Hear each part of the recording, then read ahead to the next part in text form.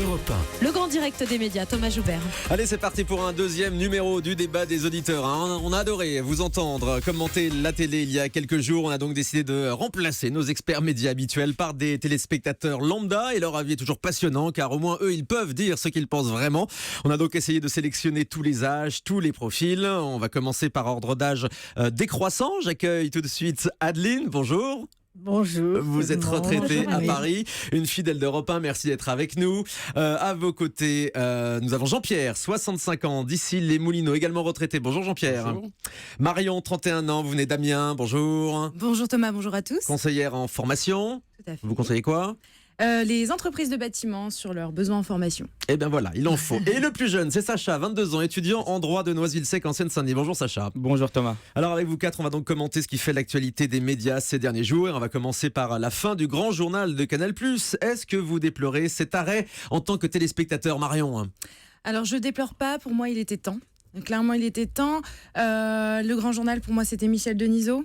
Et avant ça, nulle part ailleurs avec Decaune et Garcia. Et en fait, depuis, ils ont trop changé de formule. Et à force de changer de formule, ils se sont complètement Vous avez perdus. jamais été convaincu ni par Antoine Decaune, ni par Maïtena, ni par Victor Robert cette année ? Malheureusement, pas du tout. D'accord. Et Non. donc, vous ne regardez plus l'émission alors que vous Non, la je regardiez regarde avant ? plus du tout l'émission. Je regardais encore du temps de Denisot. Je regardais plus quand c'était nulle part ailleurs, mais plus du tout maintenant. Sacha, Le Grand Journal, c'est une émission qui vous a marqué ? Pour moi, c'est cruel, mais enfin, bien sûr, c'est une émission qui nous a marqué. Il y avait un plateau exceptionnel sous Michel Denisot. Il y avait des talents extraordinaires comme Mouloud Achour, qui a continué par la suite. Yann Barthès aussi, Yann révélé Barthès, par Michel Denisot une dans pastille Le Grand d'humour Journal. avec Bref, qui était produit par Ritt Orgeman. Nous avions aussi le service après-vente des émissions. Omar et Fred. Omar et Fred, exactement. Voilà, je pense que Canal+ aurait dû tirer certainement une certaine conclusion de l'échec peut-être d'Antoine Decaune, qui était aussi une figure emblématique de nulle part ailleurs, qui représentait l'esprit Canal par la suite et qui n'a pas pu assurer la transition avec donc Michel Denisot.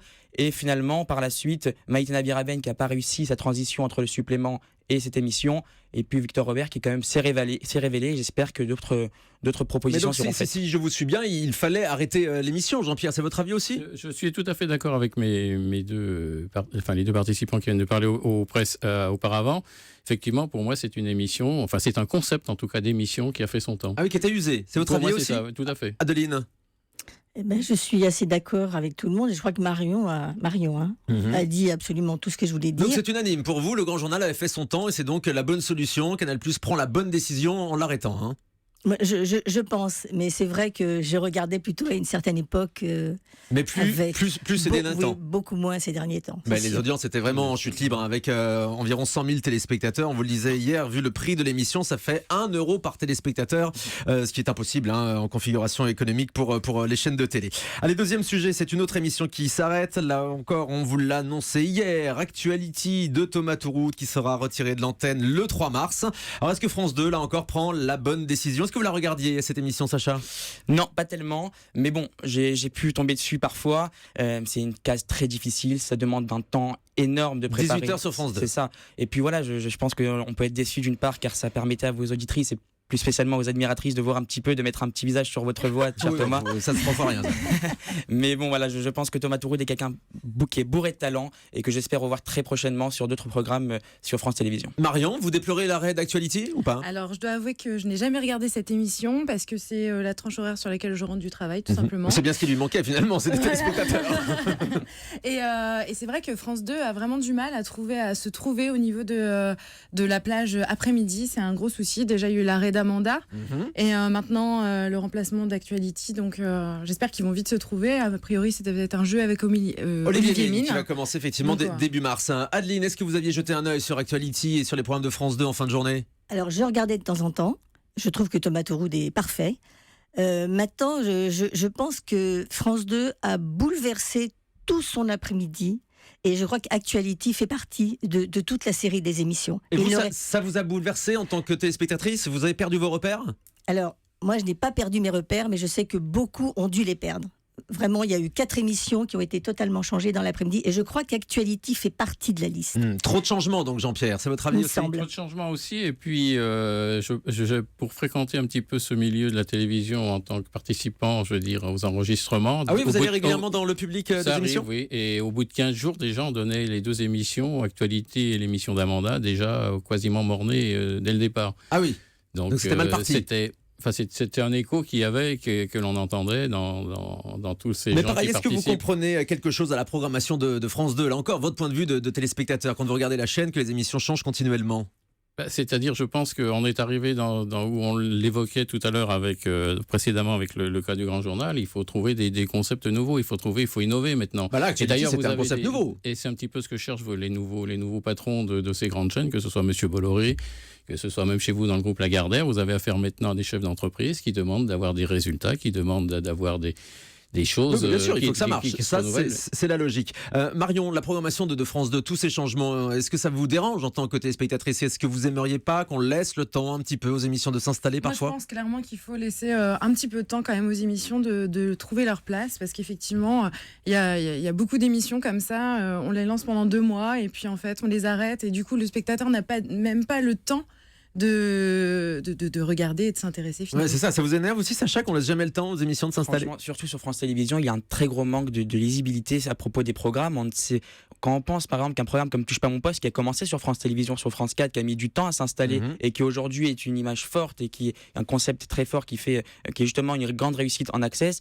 Voilà, si jamais on avait coupé Touche pas mon poste au bout de 2, 3, 5 mois Ça a d'émission, failli d'ailleurs, hein. France 4 avait bien failli sûr. arrêter l'émission. Donc on sait derrière quel succès, quelles répercussions on aurait pu louper. Donc voilà, je pense que France 2 doit prendre le temps, ou alors sinon ne miser que sur des valeurs sûres comme Olivier Mine qui avait déjà animé en son temps la cible. Il vous plaît, tiens, Olivier Mine, Adeline? C'est un animateur que vous appréciez? Oh, je l'aime bien. Ça n'est pas un de mes préférés, mais je l'aime bien. Ouais. Marion aussi? Oui, je l'aime beaucoup. Déjà dans Joker, j'aime beaucoup. Il est drôle, il est sympathique. Bien, donc il mérite sa place à 18h Tout à pour fait. ce nouveau jeu qui arrivera début mars. Allez, on revient maintenant sur la rumeur du départ de Jean-Pierre Pernaut. Alors, rumeur totalement démentie par TF1. Est-ce que vous voulez qu'il parte ou qu'il reste, Jean-Pierre? Adeline?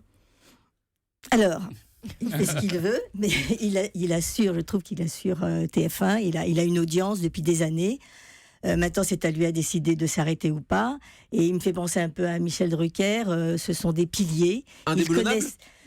Peut-être pas indéboulonnables, mais ils connaissent tellement de choses qu'ils apportent beaucoup aussi. Et c'est un petit peu le regret de cet eugénisme en permanence. Laissez les jeunisme. anciens, le jeunisme, pardon. Le jeunisme en permanence, laisser les anciens dire ce qu'ils ont à dire, ils apportent beaucoup. Voilà. Maintenant, il ne va pas rester non plus éternellement, Ouais. c'est sûr. Jean-Pierre Pernaut, est-ce qu'il a fait son temps, Jean-Pierre? Pour moi, oui. Moi, j'aurais tendance à dire place aux jeunes. Et c'est un petit peu, on le constate. Alors, je parle en mon nom, mais aussi un peu celui d'Adeline. Dans les entreprises, je reviens, excusez-moi, à cette référence-là. Arrivé à un certain âge, on vous dit, faut penser à partir. Alors, par contre, que ces gens-là restent dans le cercle, fassent un peu de knowledge management, ou participent à aider les jeunes qui arrivent, les conseiller de leur expérience, très Mais bien. pourquoi partir puisqu'il cartonne? Oui, mais enfin, je pense que... Il faut laisser sa place aux jeunes. Personnellement, je pense qu'il faut renouveler, ramener des têtes et des esprits nouveaux, surtout. Marion, il vous manquerait Jean-Pierre Pernaut au 13h de TF1? Bah quand même, Jean-Pierre Pernaut, c'est un pilier de TF1. Il incarne vraiment son JT. C'est toujours agréable de voir les reportages sur les petits il y a une vraie marque villages de un peu fabrique, ça, c'est perdus. sûr. Voilà. Donc pour moi, je pense que ça serait une grosse perte pour TF1. À mon avis, il y aurait beaucoup de téléspectateurs qui se tourneraient peut-être vers une autre chaîne pour regarder JT. Sacha? Déjà, il faut savoir que lorsqu'on parle de Jean-Pierre Pernaut, on ne parle pas d'un simple présentateur, mais d'une véritable personnalité emblématique, un véritable repère pour des personnes qui ont l'impression de déjeuner chaque jour avec lui, que ça soit par ce journal qui est assez spécial finalement, qui a une touche où il apporte 5 sa millions propre de touche. téléspectateurs tous les jours. 40% de part de marché, si je ne me trompe pas. Franchement, c'est un véritable rendez-vous. Jean-Pierre Pernaut, pour moi, c'est vraiment une personnalité Donc TF1 indéboulonnable. ne doit pas Ne doit l'enlever pas du bouger. journal de On doit 13h. pas bouger, Ouais. Jean-Pierre, pour conclure? Oui, non, on lit dans la presse que c'est Yves Calvi qui pourrait le remplacer. Alors, je veux dire, c'est changer un cheval borgne contre un cheval aveugle, parce que il a quand même... Mais non, Pas je veux dire, gentil pour Yves Calvi. dans 8 ans, Yves Calvi aura l'âge de Jean-Pierre Pernaut. Je veux dire, on recourt Bon, pour place mieux aux sauter. jeunes, on a bien compris, c'est votre avis ça, Tout à Jean-Pierre. Alors on va passer maintenant à un sujet d'actualité sur lequel j'avais vraiment envie de vous entendre ce matin. Les hommes et les femmes politiques s'attaquent de plus en plus à la presse et aux journalistes. On l'a vu récemment dans le camp de François Fillon, après les multiples révélations sur l'affaire de l'emploi présumé fictif de sa femme. Alors qu'est-ce que vous en pensez? Est-ce que vous comprenez que les politiques s'en prennent comme ça aux médias, Adeline? Ils font leur travail, ils se défendent parce qu'ils sont attaqués. Maintenant, qu'ils soient coupables ou pas, ça je ne peux pas le dire. Maintenant, le rôle des médias, c'est de nous informer. Et ils mettent en fait le projecteur sur un événement. Alors, on regarde tous vers cette lumière. C'est un petit peu l'image que j'avais. Et c'est peut-être à nous à regarder ailleurs aussi pour nous faire notre opinion. Ne pas suivre ce que disent les médias tout le temps. Mais vous avez trouvé que la presse s'acharnait sur François Fillon, Jean-Pierre ? Pas plus que sur d'autres hommes politiques. Je pense qu'elle fait son travail d'investigation, elle fait son travail de journaliste qui est d'informer. Et je pense quand on se présente à une élection, je prends le cas de l'élection présidentielle, eh bien, il faut déjà être clean et savoir que c'est un combat dans lequel on rentre, un combat de boxe où il faut avoir déjà la forme physique, intellectuelle. Et recevoir les coups. Et recevoir les coups et surtout être irréprochable. Et quand on voit que Jean-Pierre Raffarin, par exemple, dans un meeting de soutien à François Fillon, a fait siffler les journalistes, Marion, ce sont des méthodes qui vous choquent ou finalement vous comprenez cette défiance aussi des politiques face aux médias ? Alors, je peux comprendre les politiques quand même qui en aient marre de se faire taper sur les doigts tout le temps par les médias. Par contre, je pense qu'effectivement, c'est le rôle des médias d'investiguer au maximum. Voilà, on va avoir le candidat, c'est un candidat à la présidentielle, donc il va nous représenter. Donc forcément, pour moi, c'est normal que les médias fouillent. Et les politiques, donc, n'ont pas à mettre en cause comme ça les journalistes et les médias pour vous ? C'est leur façon de se défendre. Vous le comprenez, ce que je comprends aussi. Est-ce que ça peut pas être un peu une stratégie aussi, Sacha, finalement ? Si, c'est une stratégie peut-être pour détourner l'attention à propos du sujet principal qui est la fictivité de l'emploi de Madame Pénélope Fillon qui est en question. Donc voilà, c'est aussi une stratégie politique. C'est une bonne guerre, même si aujourd'hui la concurrence, la course à l'information devient un petit peu malsaine avec entre rumeurs, révélations. Mais voilà. Ça veut dire que vous avez parfois cette défiance vous-même envers les médias ? Oui, ça veut dire qu'il faut vraiment, aujourd'hui, il faut apprendre aux jeunes à vérifier les informations. Aujourd'hui, sur Internet, sur Facebook, on a aujourd'hui une diversité des informations qui permet de... Marion dit oui aussi. Vous restez avec nous, Marion, Jean-Pierre, Adeline et Sacha, le débat des auditeurs sur Europe 1 dans un instant, Willy Robelli.